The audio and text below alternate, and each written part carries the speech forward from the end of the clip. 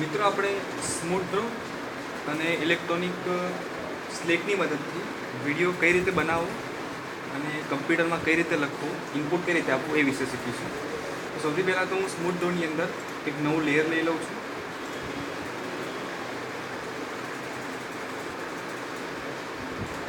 મારે જે પણ બેકગ્રાઉન્ડ રાખવું હોય એ ઇમેજને હું ડ્રેગ એન્ડ ડ્રોપ કરીશ સ્મૂથ ડ્રોની અંદર અને એને મારી સ્ક્રીનની સાઇઝ પ્રમાણે સેટ કરીશ.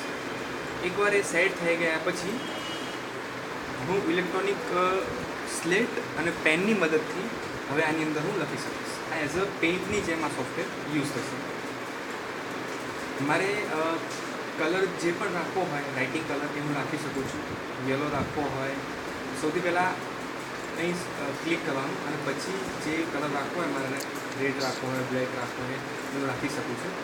આપણે ક્લિયરિટી વધુ સારી આવે એના માટે આપણે વ્હાઇટ કલર રાખીશું. અહીંથી હું પેન, 2Bની પેન્સિલ, કોઈ પણ બીજા ટૂલનો યુઝ કરી શકું છું. સૌ પહેલાં આપણે પેનનો યુઝ કરીએ.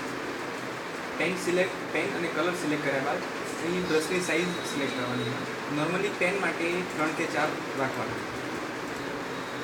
અને ઇંક ફ્લો સિલેક્ટ કરીશું. આપણે ઇંક ફ્લો મતલબ કેટલી ઇંક આપણા પેનમાંથી ફ્લો થશે. હવે હું લખું છું એઝ એક્ઝામ્પલ